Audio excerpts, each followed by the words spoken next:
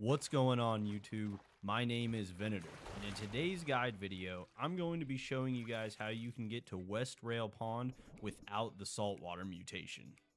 I see a lot of people say that you have to take saltwater if you want to get to these ponds up in the northwest side of the map, and that just simply isn't true. So if you find this guide helpful, please hit that subscribe button so you don't miss out on a video. Also, if there's a place you'd like to know how to get to, just let me know down below in the comments and I will gladly make a guide video on it. We are starting out this guide from South Pond, as it's just a short walk from West Swamp. Now a lot of people are probably wondering why I just wouldn't take saltwater and go the easy way around. And my answer to that is pretty simple. I just don't like wasting a slot on the saltwater mutation. The only time I personally think saltwater is worth taking is if you are a second generation Dino, because then you have room for it. Or if you specifically just want to play in and around the ocean. If I'm a first gen taking saltwater, that means I miss out on a damage perk or a healing perk, because I always take the hunger and the swim mutations, as in my opinion, they're the most important. But if you don't agree with that, that is perfectly okay. I understand that a lot of people love saltwater and almost exclusively always take that as their first or second mutation, and that's fine. So once you reach Lagoon, just head up to the lower river and then continue on up to the upper river. I will say though, this journey can be a little bit more dangerous than going the saltwater way through the mud flats. You never know if you're going to run into two dinos just sitting in here in lower river, because if you do, well then that's probably death on sight. But if it's clear, just keep on your way and head up top. And once you reach the upper river, you're going to want to wait till nightfall, because this journey, while I think a pretty simple walk, does have a fair amount of distance between the river and West Rail. And another big risk on this walk is that the second half of it, you're completely in the open.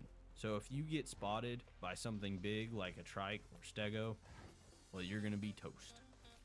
Because of this, I highly recommend that you try and make this walk when the server is at a low population. So for example, I'm in the NA time zones. So if I wanted to do this on the NA server, I would try and make this walk in the morning while the population is at its lowest. And if I was on the EU server, like I am here, making this walk in the evening or night is the way to go. And that's not to say it has to be done at low pop, or that you aren't guaranteed to not even get caught when the population's low. I just think it increases your odds of making it there alive, and it also increases the chances that there's not another dino in the pond waiting for you once you get there. And as for the walk itself, you can just follow this trail up the hill, and once you're up here, you just want to head north-northwest, and that'll take you right to West Rail.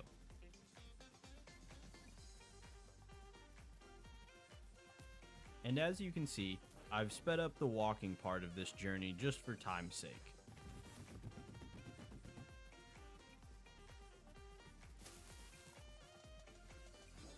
And just like all my other guides, the same rules for traveling across the land apply here.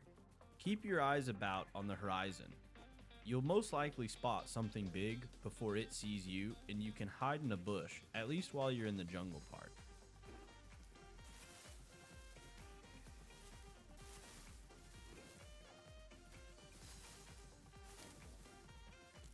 And since this is a longer walk, you will want to use your stamina wisely. Run it down to about 60% and then let it recharge. Rinse and repeat, and this is the most efficient way to travel across land.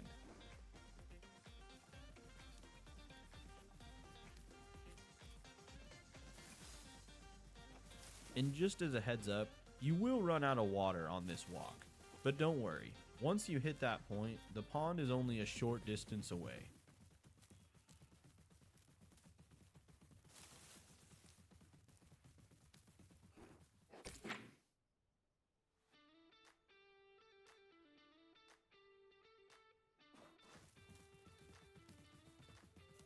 Once you get to this point where you can see the pond, this is where the dangerous part comes into play.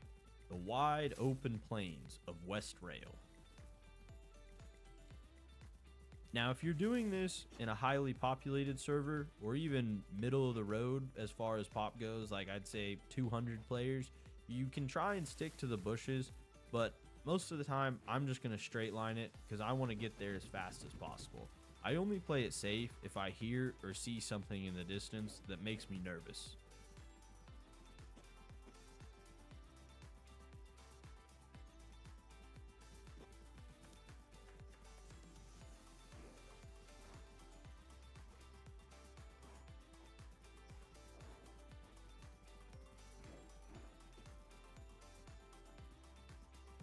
And like I said earlier, don't fret when you hit red water. As you can see, we're not too far from the pond.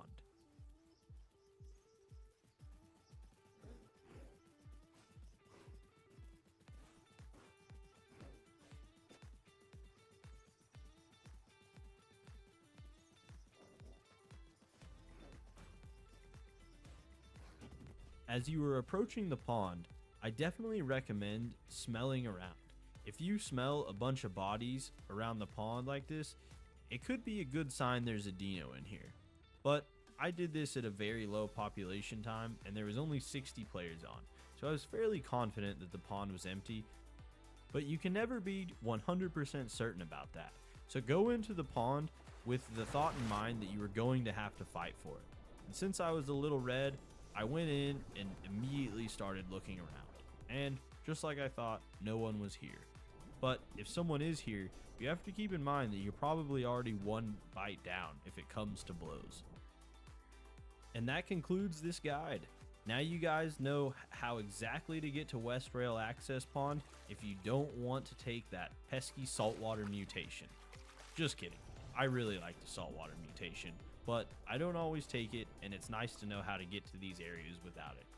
So thank you guys for watching, and we'll see you guys next time, and happy hunting.